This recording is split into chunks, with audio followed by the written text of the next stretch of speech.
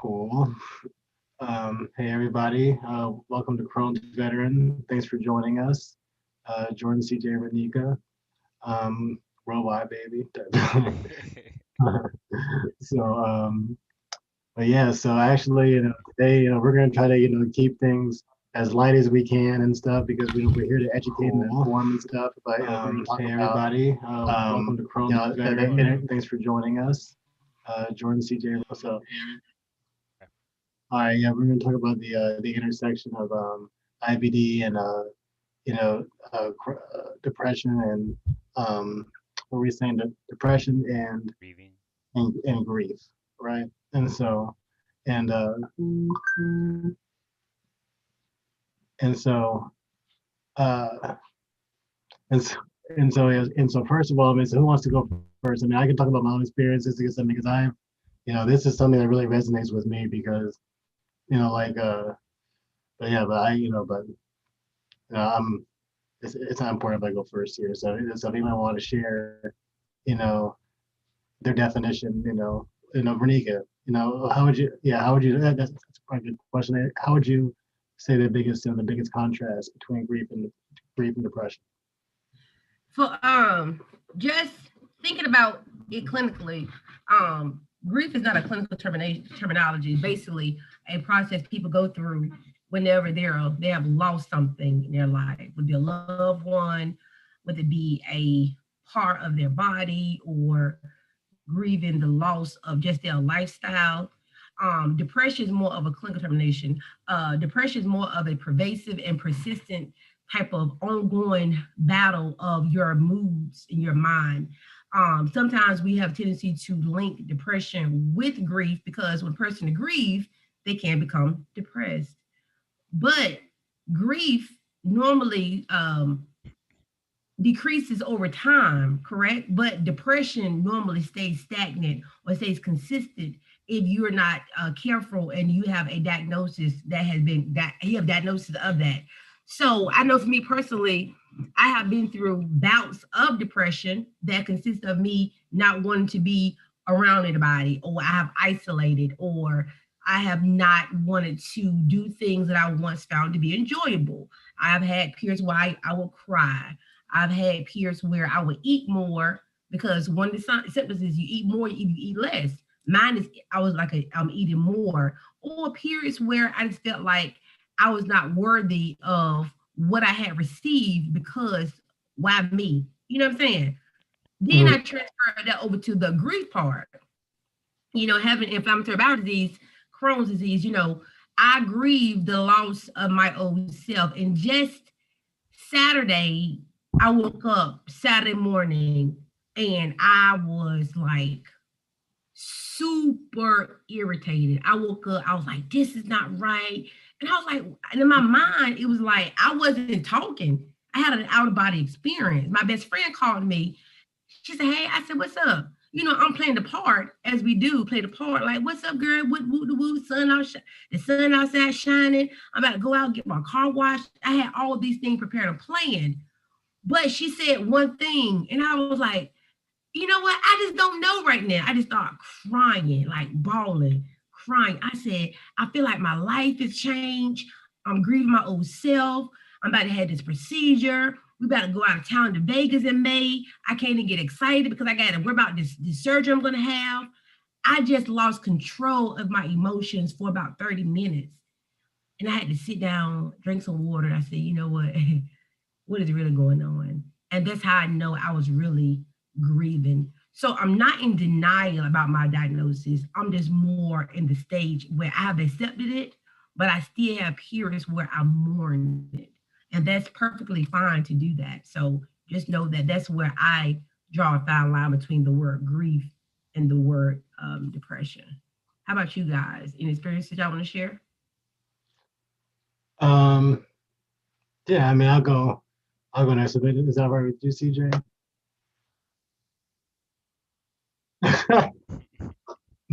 Jordy's your own selfish self, like CJ, go ahead, man. Uh, Self, I'd say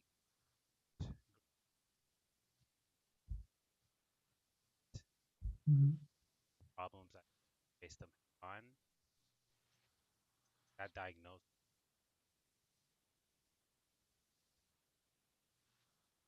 with aspect of depression. I really started. I used to now today or this week saw a picture on Snapchat. You have Snapchat, like memories, and there's like a Mhm. memory from years ago, and it was me at the gym. Damn, I could go to the gym and lift like that, but no, it's something that I've Right. come to accept that my life has changed, body has changed. There are things that I Mhm. physically can't do anymore, can't eat anymore. That's okay because I'm still here and there are options. Can't be sad about Right. that. A lot of people have it worse than me, so where I'm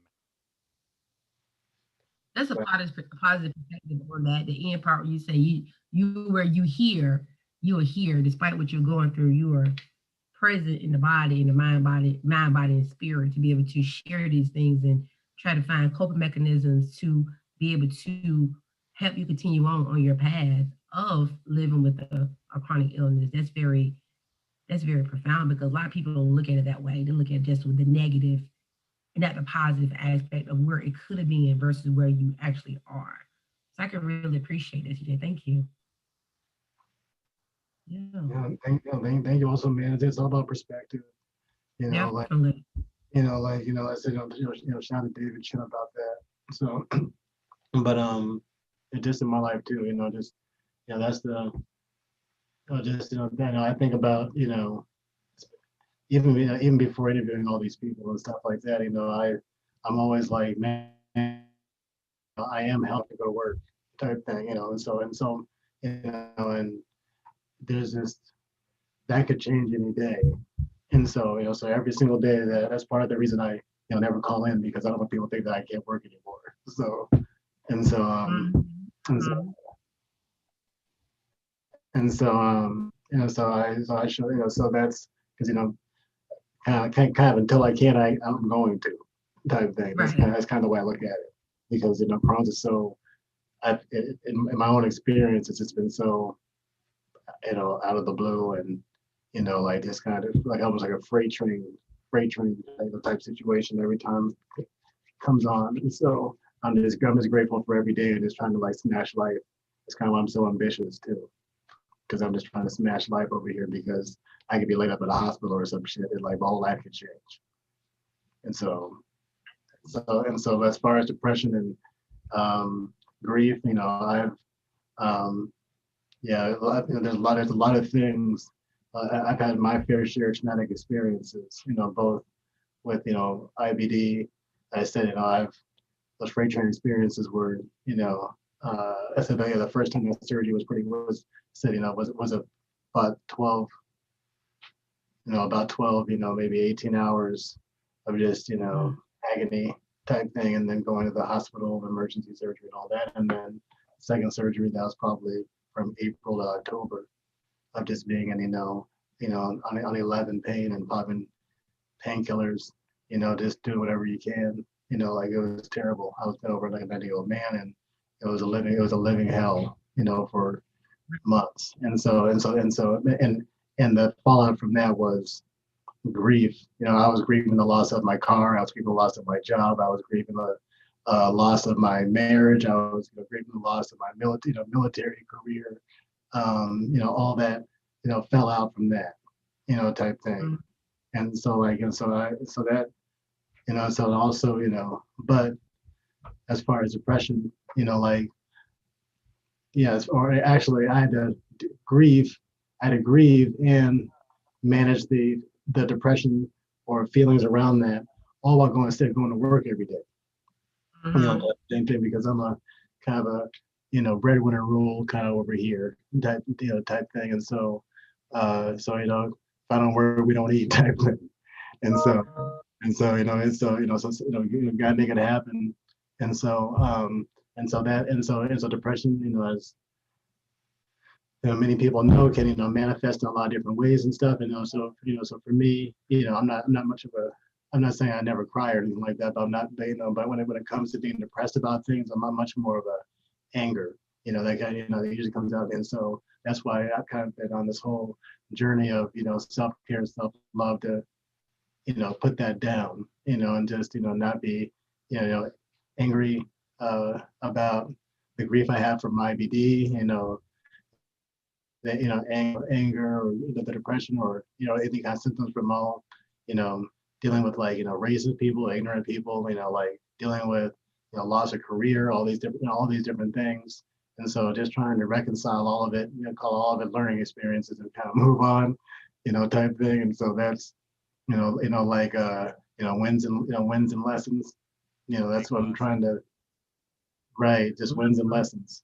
And so, and so like, and so that's, yeah, but it's been, it's crazy. And so, I mean, that's, yeah, so it was with me, shout out to, Anthony Giovanni, like, about, supporting men's, men and women's, mental health and stuff like that, because that's what I did too, so I realized that, being depressed, I think almost the accumulation of like, never like, I'll say never, I think I've maybe seen like a therapist like here and there, like a spotted, but like, it was never like a consistent, like week in, week out thing. And so I think, because of that and like all these different things in my life, like Crohn's and like all this life stuff, all this kind, I think it was like, so I finally was like, got to a point to where I just wasn't treating the people in my life the way I should be. So I was like, oh man, like this is not the dude that I want to be. I remember being a different dude.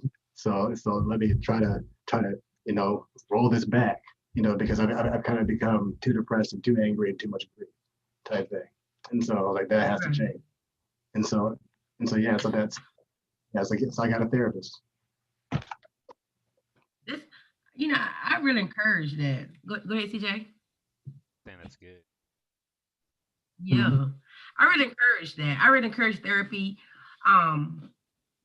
For persons who don't even have a chronic illness, just for everyday life, having someone to share things with, really trust, right? You can really trust and be able to share and be able to get a unbiased opinion about things is very important. Me being in the professional world of therapy, it's easy when someone come and tell you their problems, but on the opposite side, it's hard for you to tell them about your problems.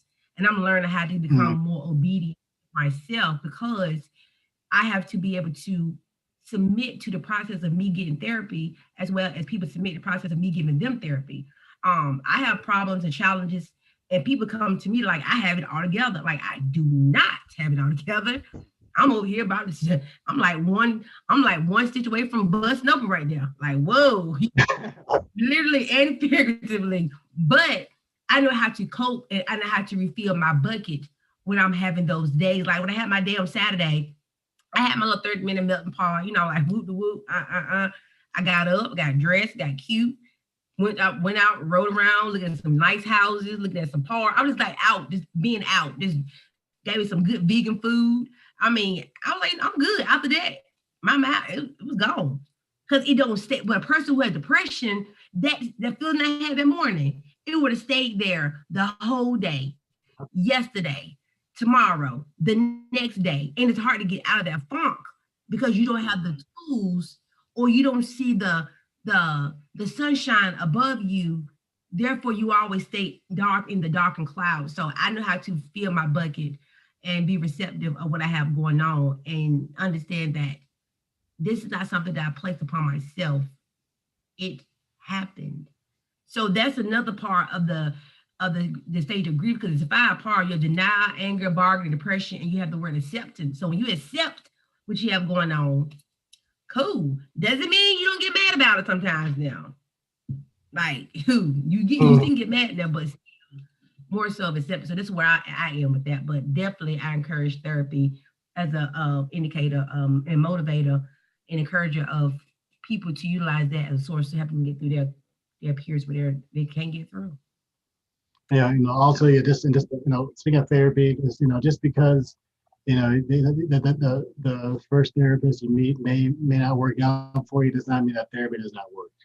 It just means that you haven't found the right therapist yet. So, Yeah. so finding a good person that's a good third party, unbiased third party, is very good to just for personal health, personal growth. So, Yeah. And see, and people think that a therapist is supposed to tell you what to do. But Jordan, you should go home and just take your shoes off.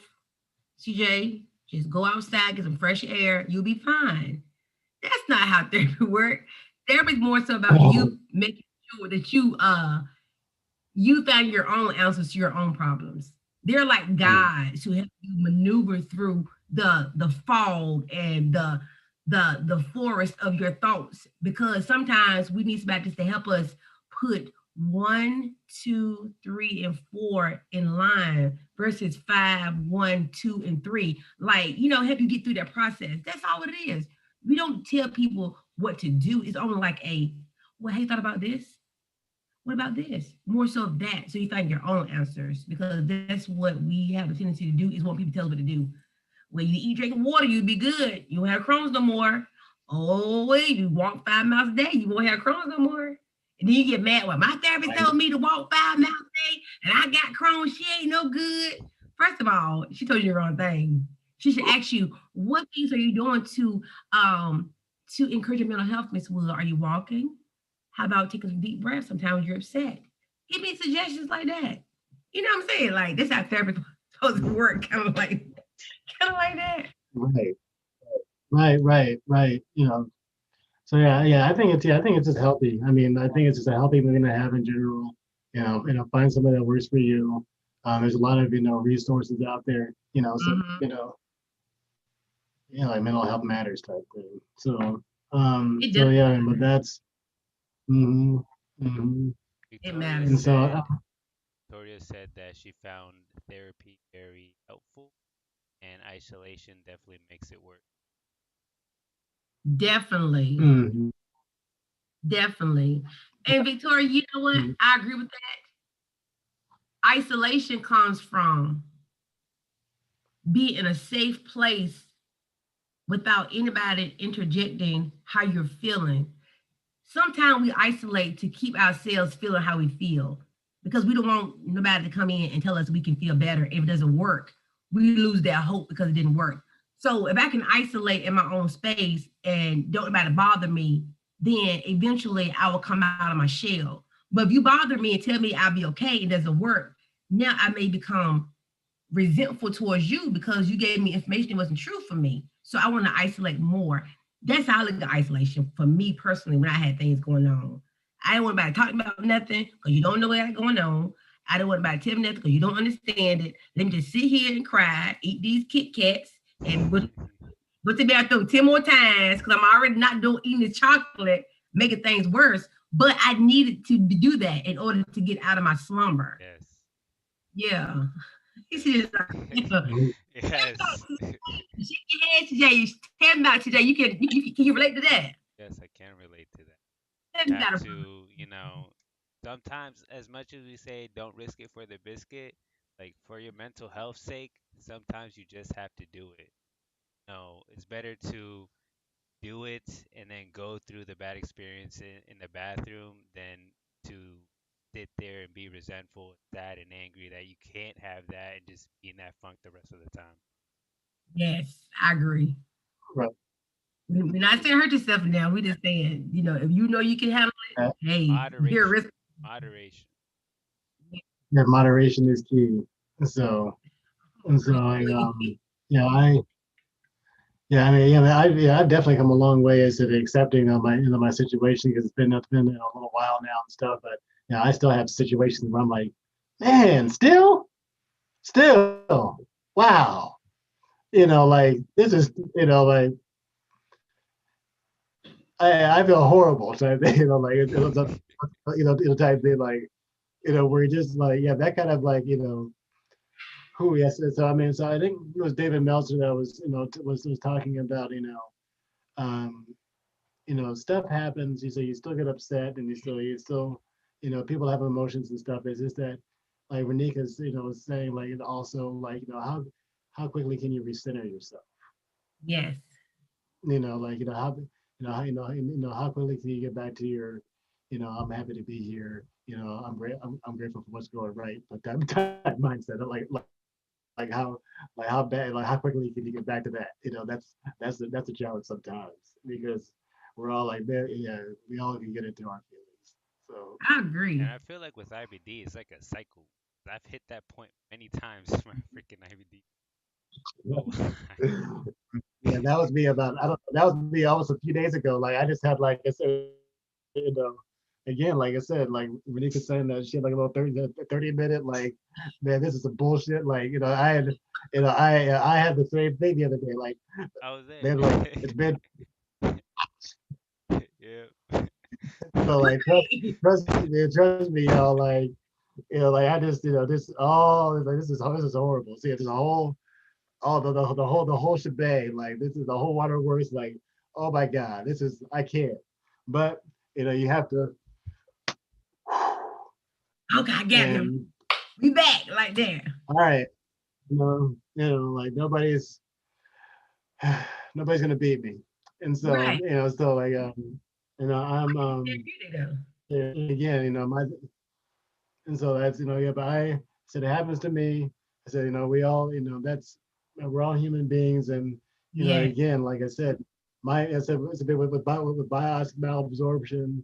I said without the medicine, and even then, that's only sometimes. So 99% of the time, I said 95% of the time, I'm sick every day, so that I said that adds up. It's already starting to like add up. I'm like now you're 40, and I look at my it's wrinkled. It's fucking shit's crazy, yo. Like the fucking in the field over here. So, but You know what? you know, Jordan, you but I'm know, thankful for it. but I I'm can't thankful say for it, this. though. Definitely. I can't say this, CJ and Jordan, like, I think that, like, in the African American community, in some households, we're taught that we don't share with people outside of people that don't know us. I mean, that know us. If you don't know me, I don't tell you my Mm, business because you're a stranger, right? right. Sometimes we're told that boys and men do not cry. Why? It is a sign of weakness. Okay, when you're young, we learn these things from people around us that may have said these things in certain households. And sometimes men have a tendency to believe that that is true. My knowledge is that when a man cries and have emotions, that's a sign of strength. For someone to be able to be vulnerable around you or whatever and say, you know what, I'm hurting. I need something. I need somebody. You're not viewed as being a person who's weak or meek. You're viewed as a person who's strong. Because contrary to popular belief, people who cry are weak, they're crybabies, they're dramatic, whatever. Who cares? It's a strength. And plus, when we cry, we're cleansing, we're cleansing our souls, and tears are invisible words. That's how I look at it. When I cry, I'm saying something that my mouth cannot speak at that moment, and my emotions are taking over what I'm saying, and that's okay to do that. Because as humans, you're gonna have emotions and you're gonna have feelings, and it's okay to express those emotional feelings in a way to where it makes you feel better and you're able to understand that it was a process to go through to be where you are for the next 30 minutes or so, if that makes sense. So I admire men who have the chance to be able to share about their stress and their pain because it shows strength to me. And it means that we're human. That's why mental health for men is very important because men have a lot of things that you guys also harbor and don't share as often as us females do. This is only my, it's not facts, it's only this my opinion. And I would love to change that narrative to be where we're able to be receptive of one another equally. I say this, guys, it sometimes you just have to let it out. I'm not telling you to just sit there and like cry. Like sometimes it just comes out. Honestly, Mhm. like for myself, like I'm not gonna sit there and be like, I'm gonna talk to like somebody and cry in front of them or something. I'm just chilling by myself, be listening to music, and then something like triggers it, and just like tears would just start flying, coming down. I'm just like, just feel it, bro. Just feel it. Let it all out. Let the emotions fly out, because after that you'll be okay, and I won't even be thinking about it like that anymore. Exactly. You had No, that much stress, your body need to release it. Yeah. That much emotion need to once again, invisible tears are invisible words that the mouth can't speak. So you were saying something, but you wasn't saying it verbally, you were just saying it emotionally through your tears. That's how I look at it. mhm. You I'm getting know, sure to say that. Tears are invisible words. Watch this. I I'm trying to wonder. say my slogan, y'all. Go ahead. Go ahead. Like when I laugh, I cry very easily when I laugh. Mhm. Say like, that's something that's almost like I'll be like just literally cry like crying laughing emoji type thing, very very easily, type thing. Same. And that can happen with me in music too. The same thing. Like I can I can be like a song will like think of something or like it will like and it's not even it can be the same song 100 times and 101st I'll listen to it one day and it's like that's really it hits me like Differently. especially sometimes like this is kind of a little tangent or whatever but like just especially with really really talented singers women men and women that can really really just like belt out like passionate music or whatever that could especially when it's like a like like a ballad, like love songs. I really love R&B songs and love songs and stuff like that. And so all that stuff, like well, there's I guess another contract, I guess another tangent would be like, you know, I also listen to that music to make me feel better because there's so many funny R&B songs and stuff that when they sell, it's ridiculous stuff like in the '70s and '80s. So I listen to that too. Just Definitely. just to lift my spirits type thing because it'd be like a old boys and men are talking in the middle of a song about something. As I listen to that kind of stuff, make me feel better. So I agree. music can make music can make me cry, and music can make me happy, and all that. So Definitely. I want to bring up some coping mechanisms, Jordan, by the music. I think what is some of let's give the audience some of the coping mechanism strategies that they can utilize or what you found helpful when you were going through an emotional time to where you want to get out of your head. yeah, Like me, I find a good strategy for me is that when I get that way, I would lay down, I would take a shower, lay down, have candles playing, and watch funny movies. That kind of get me out of my funk and time. That's what I do sometimes, couple mechanism. What do you guys do to help you guys like out of your funk? in that same vein, I like watching funny like I said like music videos. So like I'll watch like a Belle Bill DeVoe or it's something like really old like early '90s like H Town or something like that. Like so just all the dancing and all the stuff's really really all the outfits are hilarious and stuff. And so usually when I'm really really upset, I'll listen to that to make me feel happy, or it'd be like some like real like trap music or something like that. Just to all that anger out, like just like like really ignorant like real mad music or whatever. Like I'll go way back a bit like Little Johnny East Side Boys or something like that. Like Way just through that. right, right. And so like, but just you know, Waffle. various music. So I mean, music is a big one for me. Music is a really big one for me, and of course, leaning on family, family and stuff and friends and stuff, But but as far as like by myself, and also I listen to a lot of like let's say music. So I listen to like alternative stuff. So like meditation music. I listen to like relaxation music. Mhm. Listen to ocean sounds. I listen to like flute music. I listen to Hindu like guitar music. All these different things that are like just supposed to be like Zen.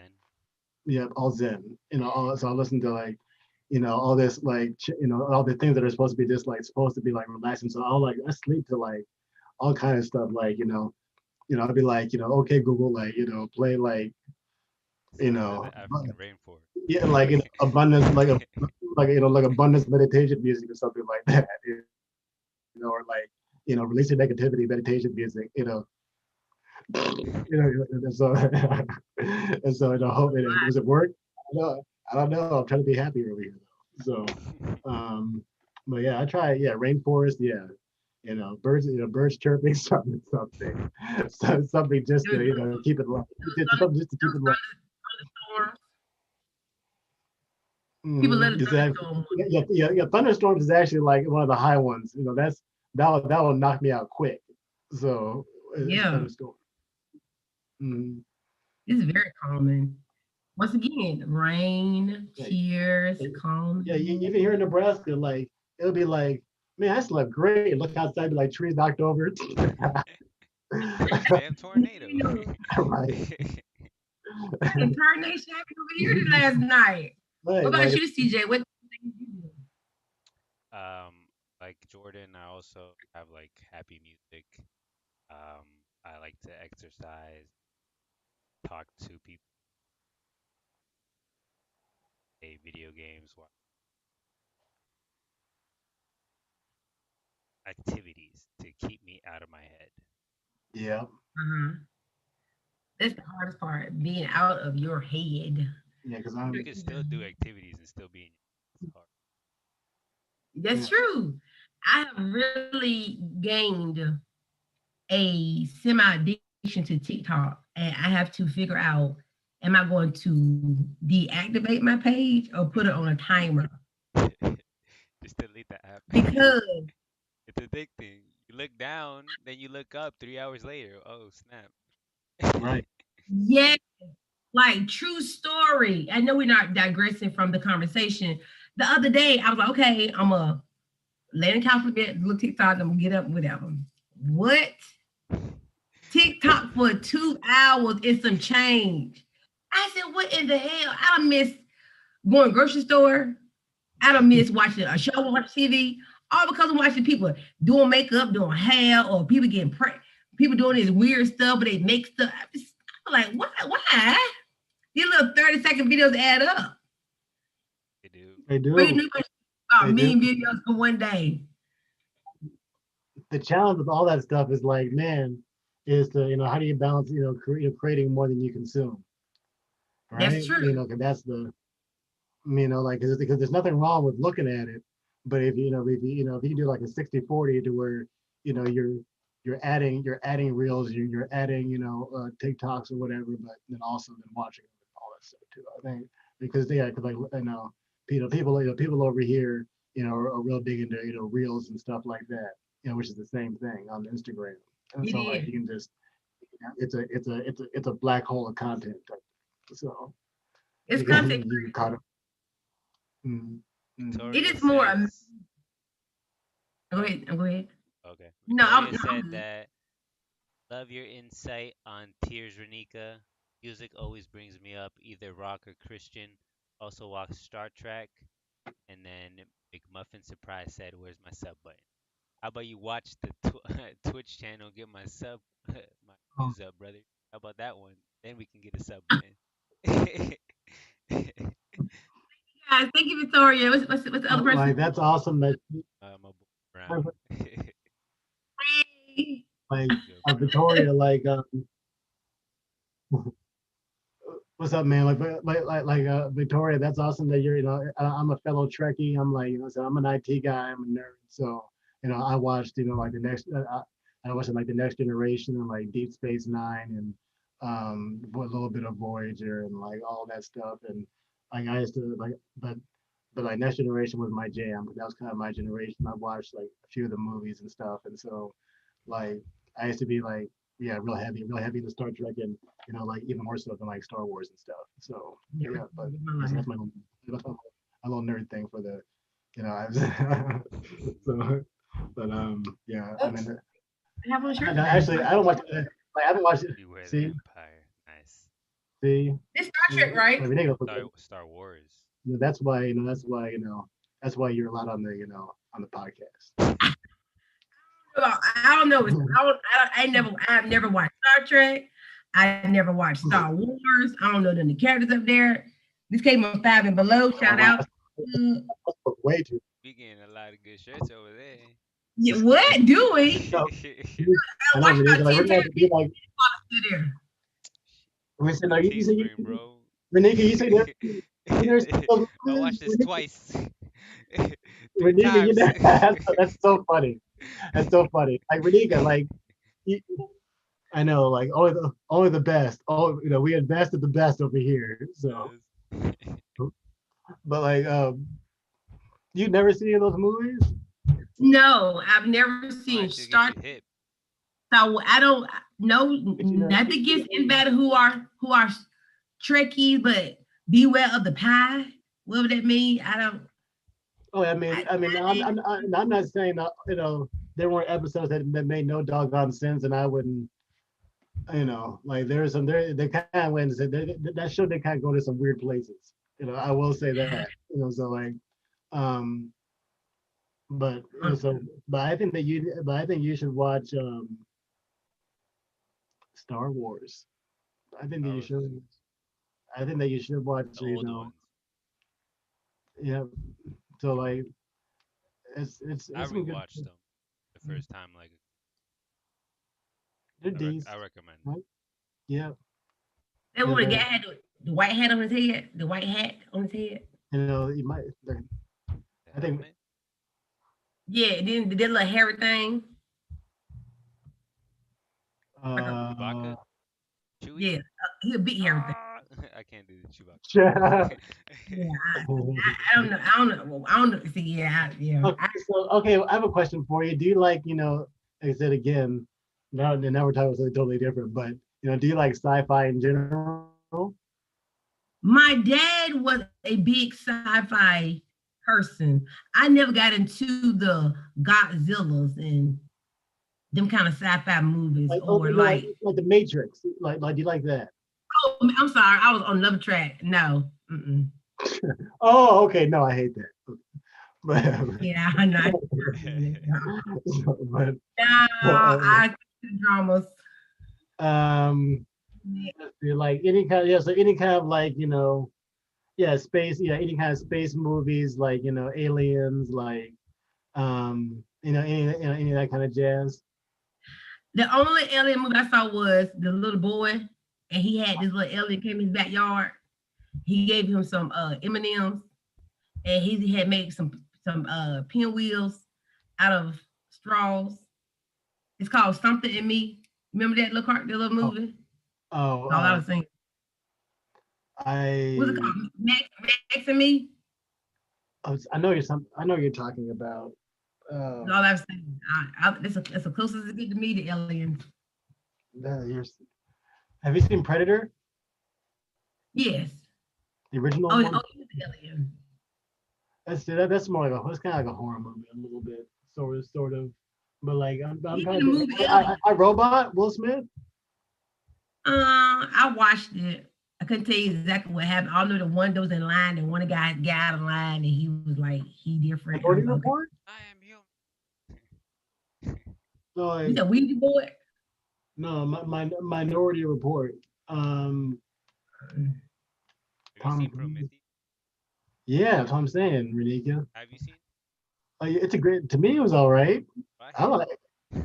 Really? Dude, I watched it when I was like in high school, like 2 hours long, and my attention span.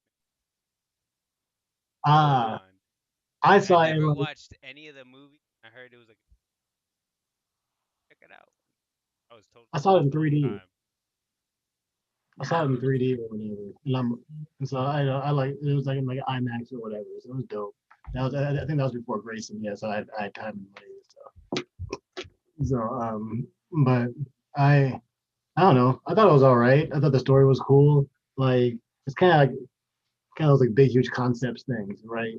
But there's a movie that I like that Lindsay hates, and that's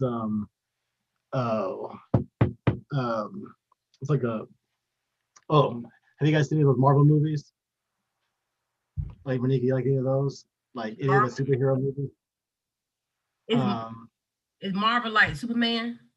Yeah, they're like that's like Iron Man, like Iron Man, the Hulk, like any like I guess any of the traditional, like if you think comic books, any of those, like ones that come to Just, mind, just X-Men. yeah, any of that, Superman, yeah, Superman, Batman, like Iron Man, like um, Dark the Black. Flash, anyone, like any, yeah, like any of that stuff, Spider Man. Yeah, my little nephew don't watch it, but I'm not gonna say I'm watch Spider Man. Just don't. I don't get that those superheroes. They don't do for me. I don't get what. I don't get it. I just don't I'm not saying relate. that. I'm just curious. I'm not saying that. 'Cause, I mean, I haven't. I mean, I guess in fairness, I played the Spider-Man game, but like on the PS4 or whatever. But like, but like I haven't, movies. I don't watch movies anymore because almost ever since my son was born, I just fall asleep to everything. So like, so like, so I don't. Like, no matter how interested I am, I have to literally play a game. And that's part of Crohn's and part of having being a dad and Crohn's together. I gotta like play stuff or else I'll just like, because I'm always tired type thing. So, and Right. so, but You, you know, something happened when the movie was in. I had to. And excuse me, I don't mean to be inappropriate, but it's not inappropriate, but kind of sort of. So one day I was at the movies and I was like, it's like a seat here, a blank seat here, and a seat here. So I'm just sitting there eating my popcorn. I bet when I saw the photography, I mean the photograph, I want to say. So having inflammatory bowel disease, sometimes we have to have bathroom breaks and maybe have flatulence and the F word or whatever. So I'm sitting there and this man he just turns to the side and he just let it out, let it rip. Right. Rip. Like Excuse me. and I'm still here and I looked at him. Did he sit in the seat next to you? Well, he said, well, excuse me. I said, sir, you excused. And I was like, you okay, but I had to remember, he could have been sick. He could have had a stomach issue. He could have had bowel disease. You never know. I didn't get offended, but I guess for me, it was more so of it just shocked me. But he was so respectful of it, and that's why I say when people have chronic illness like Crohn's, sometimes those things can happen. It can be embarrassing if you're not ready to share what is going on with you. So even a movie theater, getting up, going to the bathroom, back and forth. Excuse me, excuse me. Oh, okay. I almost stomach hurt again. Hold on. Excuse me. Before you know the movie's gone off. You know what I'm right. saying? So knowing how to just be more supportive and being this more understanding of a person's condition, because you never know what a person has going on. The person is sick or anything. So I became more aware of that since me having my diagnoses, and I'm more accepting of that anywhere I go. Restrooms, always they feel they weren't feeling good in here. I could tell, yeah, they definitely was sick. Yeah, yeah, she was sick. Yeah, she was sick. I know how sick she was because I know them sick times right there. But I'm understanding of because people can have things going on you don't know about. So I say don't be so quick to judge somebody because something is going on that you don't understand because you never know what they have going on. I actually had that experience. I had a super the end game one, Okay, and it was I long too. yeah, it was Mm, long, but I went and I feel like we sat kind of close to the edge, but I made sure I was like on the last side so I could just get up, leave, and I actually ended up having to do that two times and maybe like 10 each, maybe. I missed Mm-hmm. a, a little part of the movie, but I went ahead and rewatched it after it came out on DVD. mm, mm, Right, right. Stuff does happen. And it does happens. Last year, my family, no, year before last, my family went to Busch Gardens in Virginia. Is it Virginia? Yeah, Virginia, Yeah. somewhere out that way. And I was like, okay, I'm going to Busch Gardens. I wasn't driving my car, so I was out of control of me needing to leave. I want to leave. So got there, it was hot. We had like popcorn and we had like all types of different foods. And then at the end of the day, we ate at this food court. And I said, oh, I'm good. I said, oh, I said, I did good today. We got in the car. It was probably about 6:30 in the afternoon. Sun going down a little bit. We driving on 95. And my stomach was like, well, I done gave you all the fun you done had today. In my mind, like that's what my belly was telling me. You done have fun now, but it's time for us to have a little fun now, So I'm sitting there like, okay, I have no control of the situation. I don't want to stop because I don't feel good, but I don't feel bad. But if I stop and go to the restaurant, I'm going to start to feel bad because it's going to create my stomach to hurt worse. And it's not going to be like a hello y'all for like a 2-minute thing. I have to my mind prepare the environment I'm in. Then after you get done what you're doing, you have to prepare to get up and do. It was like a whole preparation that I felt uncomfortable. Together. Yes. So for about 2 hours we had to drive home, and it was like the worst drive. Oh my God, it was so bad.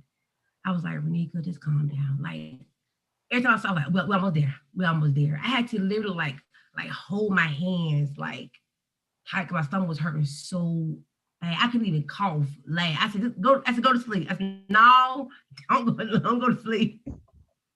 Because you might wake up with, what I'm saying? Don't go to sleep, girl. But it was hard. So I understand you're saying you be in places you out of control like that, but you gotta go, you gotta go. That's how I look at it. My mama was like, look. Worse when you're at places with no bathrooms or anything. Right. That's something that I try to avoid at all costs. Type thing. Where the bathrooms have like a line. Right. Right. Yeah, all those. I mean, yeah, I'm always. That's always like in my, cognizant of, where I'm at all the time. One thing with IBD that everybody knows, you have to know where all the bathrooms and exits are. All the time. All the time. My biggest fear is like, well, I don't have a problem now, but like Vegas 5 years ago, going on that 5-hour flight to Vegas, I know I would never made it with my stomach with where it was in 2017. I would never made it. Chronic pain. The thought of drinking water every day was a bad thing, and I just know that I would to Vegas because I would say I was not going to go. I would not have put myself through the agony and distress and anxiety of starving myself for about 4 days or not having enjoyment. I was so afraid of what may happen through the course of me going and coming back. That makes sense. So Crohn's has really caused anxiety. It did in my life with those things happening. And now I'm regaining that confidence. And, now I have other challenges like, do I have my supplies if I go somewhere? Okay.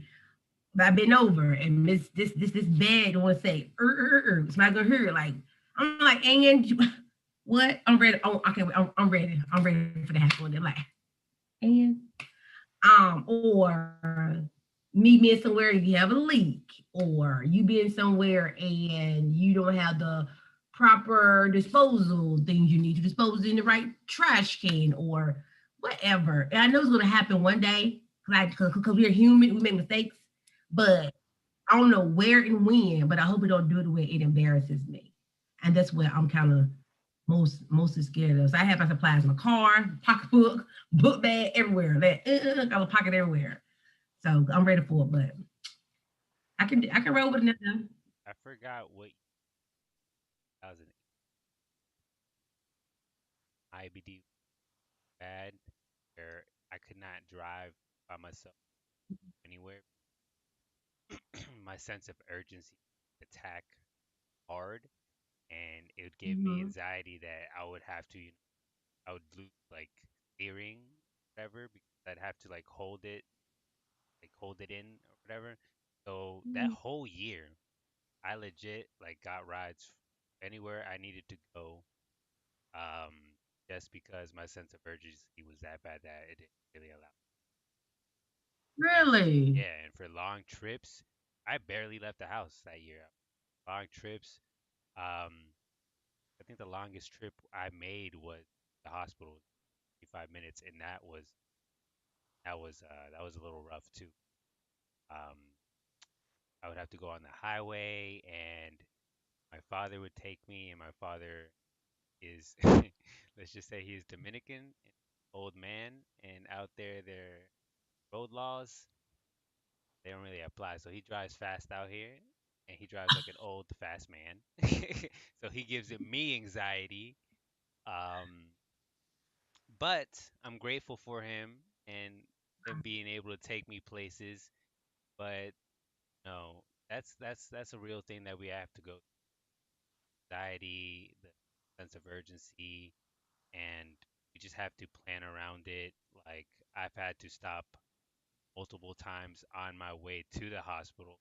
It's funny because going to a hospital, I stopped at another hospital bathroom.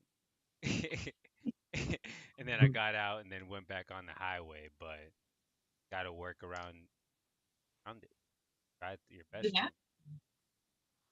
If you can describe your urgency in a word, like in a word or in whatever emotion, whatever, like how would you describe the urgency? Like how would you do like the Semester CJ, what did it mean you said urgency? Like what does it feel like? Give me an understanding. I'm gonna give you mine in a second. Go to the bathroom right now, you're gonna shit yourself.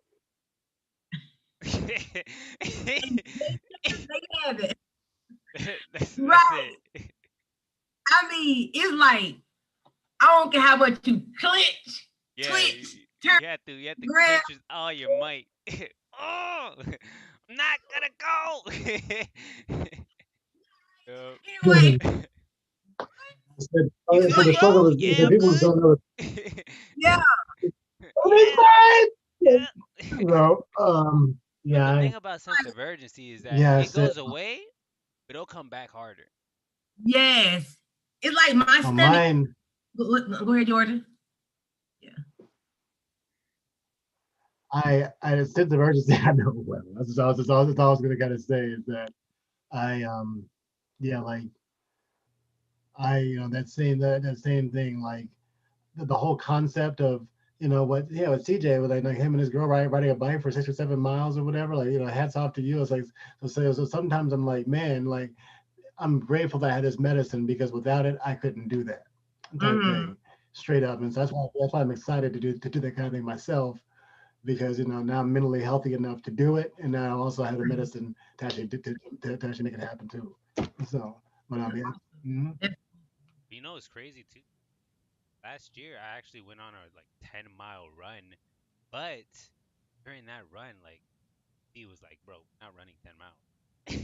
Mm. It legit tried to stop me multiple times. Like, let's say like 6 miles in or 5 miles in, it's like I have to go now, and I'm literally running with the sense of urgency. I'm just like, I'm like looking around, I'm looking around like, what is near me?